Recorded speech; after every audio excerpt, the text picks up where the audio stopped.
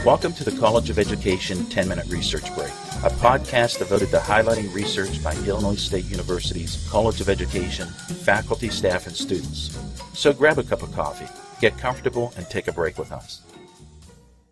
Hello, I'm Tricia Class, the host. Today's guest is Dr. Linda Lyman, professor in the Educational Administration and Foundations Department. She teaches classes in leadership, principalship, and school-family relations. Her book combines her research interests in leadership and social justice. Welcome, Linda. Thank you for coming today. Thank you for having me. Can you talk about how this book began and its purpose? The book originated in the context of a conference, the first international conference on women's leadership that was sponsored by UCEA, AASA, and Duquesne University. And 22 invited scholars from all over the world came to share research on women leaders in our country.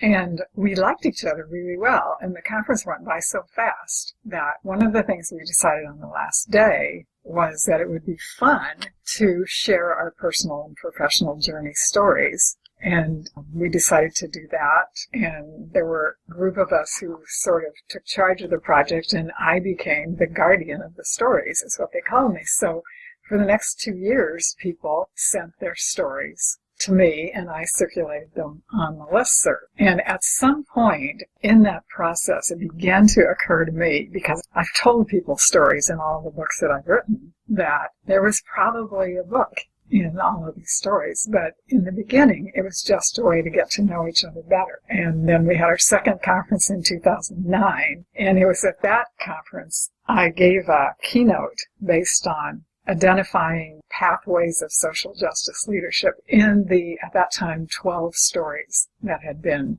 sent to me. And as a result of that group, and there were 36 scholars at that conference, decided that there should be a book, and they appointed me to be the author.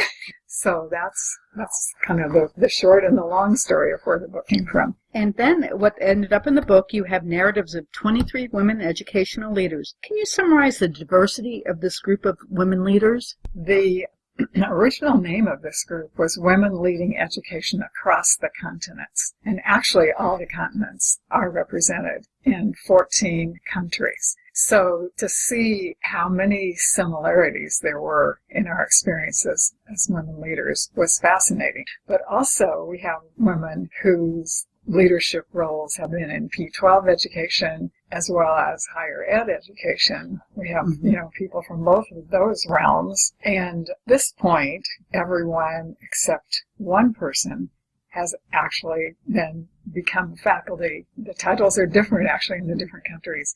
So, in a sense, we came together as academics, but still with a range of diversity based on personal experiences. Some had been kindergarten teachers, others had started out in fields like chemistry and math. So there's been all of that diversity plus age. The youngest woman who contributed a story to the book has 2 small children and is in her early 30s. And actually, I'm in my early 70s, and I'm the oldest person in the book.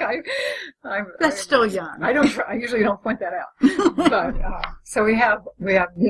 Now, from all these narratives, you discuss some major themes in the book. Discuss what you thought was the theme that you found most compelling. Let me just mention how we got to the themes that structured the book, because the women wrote their narratives with essentially no structural or content guidance. It was just tell the story of your personal and professional journey and how it's influenced your leadership decisions. We purposefully left it open-ended, and then, of course, got a huge diversity in terms of stories as short as 1,300 words and as long as 9,000 words. Wow. So, then how do you analyze that kind of data to see what are the commonalities and the differences? So I use the NVivo qualitative software to make sense out of all of that. And the first theme that showed was that we all had a commitment to social justice leadership. Mm-hmm. So that's where kind of the umbrella theme of the book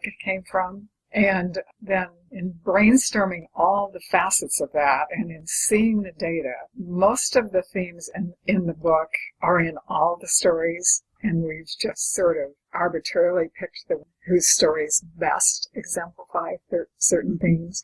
But one theme that was of interest in all the stories was why had each woman been drawn toward social justice work in her leadership. So we called that chapter imperatives, the things that push you, that you absolutely can't ignore.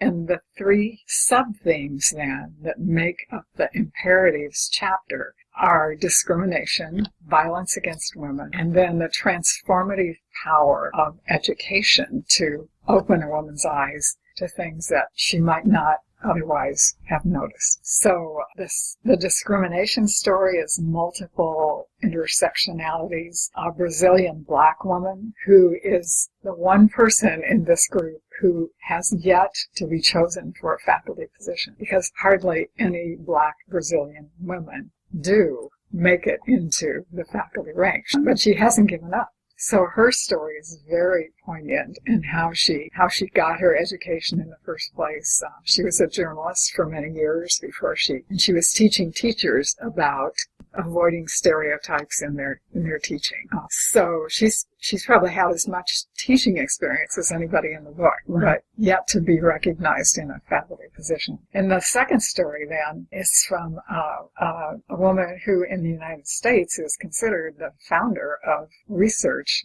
leadership. It was her work that made Cheryl Shakeshaft is her name, but Cheryl's story is important because she's the woman who made research on women's leadership respectable with a book that she published in 1987. So her story was very surprising to me because when she wrote her narrative, she said the one thing that motivated all her social justice work was having been sexually abused as a child. And it's a story that she tells in a way that catches your heartstrings as you think of all of the young girls all over the world who are being sexually abused by adults. So all her work on women's leadership was motivated by that experience. And now one thing she's doing as an addition to her work about women's leadership is she advocates for children in cases where they've been in compromised, I'll use that word, situations because of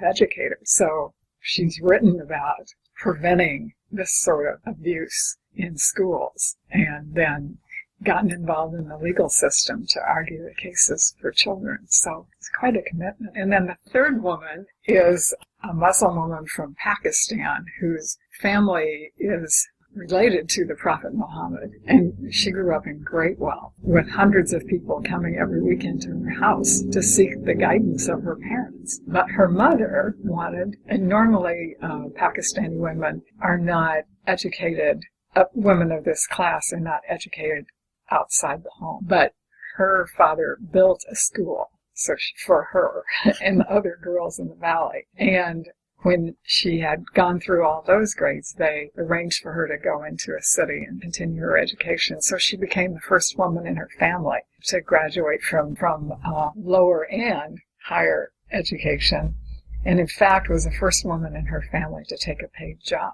In her perspective, because of this amazing education she had, is not the perspective that we sometimes see when people have grown up with great wealth. So she said she thought her motivation came in part because her family was very political, because they lived in part of the world where war is rampant. And so one of her causes is the rights of children and youth in areas that are impacted by war. And she testifies for those rights at the UN.